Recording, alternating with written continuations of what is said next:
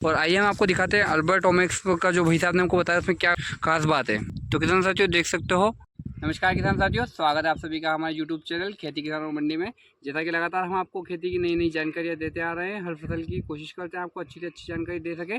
और किसान साथियों आज हम आ गए हैं हमारे प्याज के प्लॉट पे जो हमने लगा रखा है। इसके पहले भी हमने आपको वीडियो में बता रखा है कि क्या हमने इसमें बेसल डोज में दिया था और क्या इसमें हमने पहले पानी के बाद जब दूसरे पानी में पहला डोज जो खाद का फर्टिलाइजर के रूप में हमने जो दिया था वो सभी हमने बता रखा है। और यदि आपने वो वीडियो नहीं देखी है तो आप जाकर उस वीडियो को देख सकते हैं, कैसे अपने प्याज खेत को खाली होने से बचाएं, वो वीडियो हमने डाल रखी है।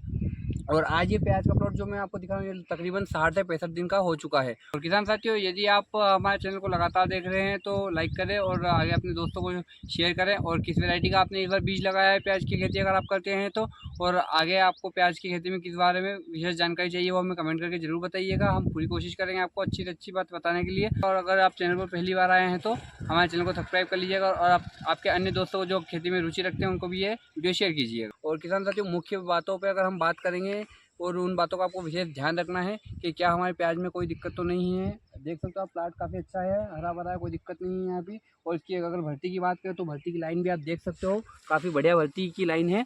और बिजाई की अगर इसमें हम बात करें तो हमने बीज इसमें प्रशांत का यूज़ किया था। और प्रशांत की बीज की मैं कोई प्रमोशन नहीं कर रहा हूँ, यहाँ मैं आपको बस बताना चाह रहा हूँ जो हमने बीज लगाया है। और किसान साथी एक बात यह हुई है कि इस बार प्रशांत बीज में सबसे पहले जो हमने बिजाई नर्सरी के लिए जो डाला था वहाँ पे काफ़ी ज़्यादा कट हुआ था, जो रोप कट गया था। और उसके बाद जब ग्रोथ उसने अन्य जो बीज बचा था उसने जब ग्रोथ ली और हमने उसकी प्याज की जब रोपाई यहाँ पर कर दी, उसके बाद यहाँ पे एक अच्छा फ़ायदा देखने को मिला कि वो जो रोप हमने रोपाई की वो यहाँ पर पौधा जो था वो गया नहीं, काफ़ी कम मात्रा में, मतलब 100 में से 1 या 2 गया है। उसको हम 1% मानेंगे जो कि कोई बड़ी बात नहीं है। और किसान साथियों आपको कुछ मुख्य बात का ध्यान अगर खेती में इस प्याज की में देना है तो आपको ध्यान रखना होगा कि सबसे पहले आप इसमें थ्रिप्स का जो सबसे ज़्यादा कहर रहता है वो मैं आपको दिखाना चाहूँगा कैमरे में। कुछ इस प्रकार से देख के बीज के पत्तों में जो रहता है थ्रिप्स, यहाँ पर देख सकते हो आप, यहाँ पे इस पत्ते में हल्का थ्रिप्स हमें देखने को मिल रहा है क्योंकि गर्मी ज़्यादा पड़ने की वजह से थ्रिप्स में रजिस्ट्रेशन पावर ज़्यादा बढ़ चुका है। इन प्याज में थ्रिप्स पे कोई दवाई असरकारक नहीं हो रही, फिर भी हमें 8 से 12 दिन या 15 दिन के भीतर इसमें दवाई स्प्रे लगातार करते रहने होगा। और अगर किसान साथी अगर क्वालिटी की अगर मैं बात करूँ आपके साथ तो देख सकते हो आप, आपको सबसे पहले इसमें जड़ का विकास भी देखना बहुत ज़रूरी है। और इसीलिए हम लगातार इसमें खाद वगैरह का जो डोज है वो देते रहते हैं ताकि ये जो जड़ का विकास है वो संपूर्ण रूप से हो सके। और जड़ अगर मजबूत है तो हमारा प्याज भी मजबूत होगा और ऊपर तना और ग्रोथ भी मजबूत होगी। देख सकते हो आप तना और ग्रोथ तो 65 दिन में बहुत बढ़िया है, इसमें कोई दिक्कत नहीं है।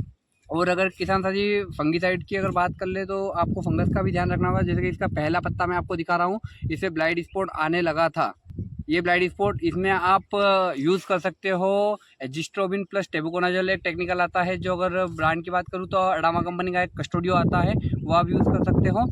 तो किसान साथियों आप यहाँ पे थ्रिप्साइड ले सकते हो जिसमें अगर आपके प्याज में कम थ्रिप्स है तो आपको इमेडाक्लोरोपिड 30% का इस्तेमाल करना है। और किसान साथियों अगर थोड़ा थ्रिप्स अगर ज़्यादा दिखने को मिल रहा है तो आपको 40+40 जो पुलिस वाला टेक्निकल होता है, इमेडाक्लोरोपिड प्लस फिप्रोनिल क्लोरोपिड 40% होता है। और अगर उसमें ही बात करें इंसेक्टिसाइड भी आपको यूज़ करना होगा किसान साथियों। इंसेक्टिसाइड की अगर बात करें तो मोनोकोटोफास 36 SL जो कि प्याज में हम यूज़ कर सकते हैं। और उसी के अलावा हम इसमें क्लोरोपाइरीफास भी यूज़ कर सकते हैं और प्रोफेनोफास भी इसमें हम यूज़ कर सकते हैं। इंसेक्टिसाइड की बात हो गई किसान साथियों। वहीं किसान साथियों अगर हम फंगीसाइड की बात करें तो हमने आपको एक ब्लाइट स्पॉट के लिए पहले ही फंगीसाइड बता चुका हूँ मैं आपको कि एजिस्ट्रोबिन प्लस टेबुकोनाजोल कस्टोडिया वाला टेक्निकल आप ले सकते हो। वहीं आप एक रेडोमिल में जो आता है सिजेंटा का, उसमें आप यूज़ कर सकते हो जिसका टेक्निकल मेटालेक्सिल प्लस मैनकोजेब है, वो भी किसी अन्य कंपनी में थोड़ा ऊँचा नीचा प्रतिशत में हो सकता है, वो आप ले सकते हो। और अगर आपकी प्याज अच्छी अवस्था में है किसान साथियों तो उसमें आप कार्बनडाजिम प्लस मैनकोजेब प्रिवेटिव में यूज़ कर सकते हो। और किसान साथियों वहीं अगर जड़ में अगर विशेष अगर आपको दिक्कत आ रही है तो आपको ज़मीन से फंगीसाइड अभी भी देना होगा। जैसा कि इसमें हमने पहले ज़मीन से इंसेक्टिसाइड भी दे चुके हैं और फंगीसाइड भी इसमें हम दे चुके हैं। और अगर ताकत की बात करें तो ताकत के लिए भी हमने इसमें कुछ खाद जो पहले वाली वीडियो में बता रखे हैं वो हम इसमें दे चुके हैं। तो जड़ के विकास के लिए भी आपको संपूर्ण ध्यान रखना होगा। अगर आप अभी तक आपने कोई जड़ के विकास के लिए कुछ दिया नहीं है तो वो भी आपको देना होगा। तो किसान साथियों आइए हम मेरे बड़े भैया जो इस खेती को संपूर्ण रूप से पूरा संभालते हैं उनसे मैं जानने की कोशिश कर लेता हूँ उन्होंने इसमें अभी तक क्या क्या खास चीज़ों का उपयोग किया है या आगे वो क्या करने वाले हैं और आज यहाँ दूसरा डोज वो खाद का क्या लेकर आए हैं, उनसे पूरी प्रक्रिया जानते हैं। तो किसान साथियों आइए भाई साहब से बात करते हैं। तो जी भैया आप बताइए, आपने इसमें पहले क्या क्या दे रखा है प्याज में, और अभी आज क्या देने के लिए लाए हैं, और थ्रिप्स के लिए आप क्या कुछ आगे इस्तेमाल करने वाले, और क्या क्या आपने इस्तेमाल किया है। नमस्कार किसान साथियों, मेरा नाम है दिनेश राठौर। मैं गांव चिरोला तहसील बड़नगर का रहने वाला हूं। तो मैंने बेसल डोज में इसमें दिया था 3 किलो बीघा के हिसाब से सल्फ़र, और 3 किलो बीघा के हिसाब से इसमें कार्टाप हाइड्रोक्लोराइड दिया था। साथ ही इसमें आधा किलो बीघे के हिसाब से चिलेटेड हुमिक आता है वो भी मिलाया था, और आधा बैग पर बीघे के हिसाब से इसमें DAP दिया है मैंने, और साथ ही साथ 20 किलो बीघा के हिसाब से यूरिया दिया था। उसी में बेसल डोज में मैंने MOP जो पोटास आता है, म्यूरेट ऑफ पोटास, वो भी आधा बैग पर बीघा के हिसाब से मैं इसको एक बार दे चुका हूँ। और अब आगे जो आज मेरी फसल लगने के बाद 60 से 65 दिन की हो चुकी है, और इस 65 दिन में अब अगला जो डोज दे रहा हूँ उसमें मैं आधे बैग पर बीघे के हिसाब से DAP देने वाला हूँ। साथ ही साथ म्यूरेट ऑफ पोटास को भी 15 किलो बीघा के हिसाब से जोड़ रहा हूँ, और उसी में साथ ही साथ अपना ओमेक्स कंपनी का जो अल्बर्ट आता है माइक्रोन्यूट्रिएंट 2 किलो बीघा के हिसाब से उसे दे रहा हूँ, और विलवुड का जो ब्रांड नाम से एक प्रोडक्ट आता है 2 किलो बीघा के हिसाब से उसे भी इस खेती में अभी डाल रहा हूँ, जो कि मेरा अंतिम डोज होगा।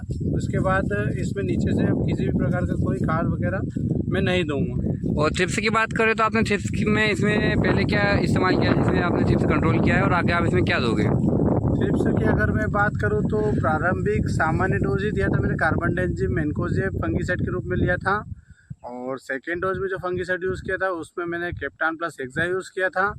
उसी प्रकार से अगर कीटनाशक में प्रारंभिक डोज की बात करूं तो मैंने उसमें रोगोर 150 ml पर बीघे के हिसाब से लिया था, और सेकेंड डोज में मैंने प्रोफेनोफॉस 50 जो सिल्फ्रोन के नाम से आती है उसको 150 ml बीघे के हिसाब से लिया था।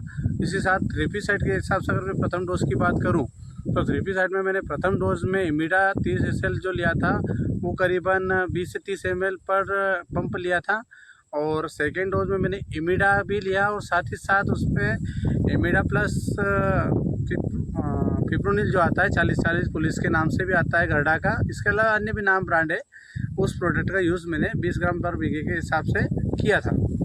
और वहीं अगर बात करें कि बेसल डोज में सबसे पहले जब हम प्याज लगाने के पहले आप जो बात कर रहे हो उसमें आपने ये सभी खाद दिए थे, तो कहीं हमारे कुछ किसान साथियों का मानना है कि सबसे पहले खुली मिट्टी में उन चीज़ों का देने का क्या फ़ायदा, उसके बारे में आप कुछ अगर बता सको तो। नहीं, मेरे कहने का मतलब तात्पर्य ये है कि अगर आप बेसल डोज का चीज़ें अगर साथ में नहीं दोगे तो वे पौधे के चलने के साथ ही 15 दिन से बाद काम करने लगती है कई खाद जो है DAP वगैरह, और 15 दिन में हमारा पौधा एक अच्छी से रनिंग में आ जाता है। तो बचपन जिसका अच्छा होगा वही उसकी जवानी भी अच्छी होगी, उसका बुढ़ापा भी अच्छा होगा। इसलिए हमें किसी भी पौधे का जिस प्रकार से हम अपने बच्चे का ख्याल रखते हैं कि बचपन अच्छा होना चाहिए उसका, उसी प्रकार से हमारी फसल का भी बचपन अच्छा होना चाहिए। फसल की उम्र काफ़ी कम होती है, और ऐसे में यदि हम उन्हें ये सब चीज़ें नहीं देंगे तो हम कैसे उम्मीद कर सकते हैं कि हमारी फसल अच्छी पककर तैयार होगी। इसलिए बेसल डोज देना बहुत ही ज़रूरी है। और वहीं हम अगर पिछले साल की बात करें तो आपने इसी जहाँ भी आपने खेत में लगाया हुआ तो इसी प्याज की फसल में आपने क्या उत्पादन निकाला है, अगर बीघे की बात करें तो। पिछली बार मैंने जो इस बार तो प्याज की रोपाई की है, लेकिन पिछली बार मैंने सीडील द्वारा बोया था जो लगभग 1.25 किलो बीघा के हिसाब से गिरा था, और मेरा काफ़ी अच्छा उत्पादन हुआ था। लगभग 90 क्विंटल पर बीघा के हिसाब से मैंने इसी भूमि में इसी जगह से निकाला था, और इस बार अब रोपाई की है, और इस बार भी मैं 80 क्विंटल से अधिक उत्पादन की उम्मीद रखता हूँ। तो किसान साथियों देख सकते हो, सबसे पहले भैया ने हमें बात बताई है कि बेसल डोज आपके लिए कितना ज़रूरी महत्वपूर्ण हो जाता है, और जहां हमारी फसल सिर्फ 120 से 30 दिनों की होती है उसी में हमको अच्छा उत्पादन लेना है, तो हमें हर प्रकार के खाद का और अच्छे दवाइयों का स्प्रे करना होगा।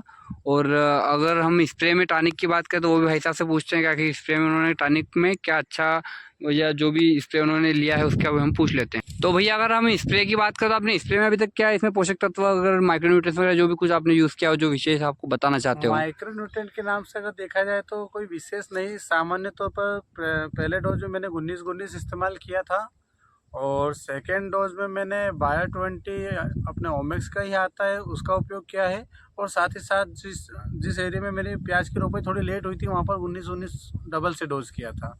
और ज़्यादा माइक्रोन्यूट्रिएंट का ओवर डोज भी नहीं करना है, नहीं तो फिर उनके फूंदे निकलने लगेंगे, डले जिसको आप कहते हो, और इसलिए माइक्रोन्यूट्रेंट एक निश्चित मात्रा में देना ही उचित है। इसकी अधिक मात्रा भी दुखदायी है और इसकी कमी भी फसल के लिए दिक्कत दे सकती है। इसलिए लिमिटेड मात्रा में ही माइक्रोन्यूट्रेंट दें। तो किसान साथियों देख सकते हो आप, लिमिटेड मात्रा में माइक्रोन्यूट्रिएंट्स पोषक तत्वों की बहुत जरूरी होती है। नहीं तो कहीं ना कहीं अगर अब कुछ एक प्याजों में हमें दिक्कत देखने को मिल सकती है, जहां हम कहते हैं प्याज की बिजाई वाला जो फूल आ जाता है ऊपर, जिससे हमारा प्याज अच्छे से नहीं जमता है। और आइए हम आपको दिखाते हैं अल्बर्ट ओमेक्स का जो भाई साहब ने हमको बताया उसमें क्या खास बात है।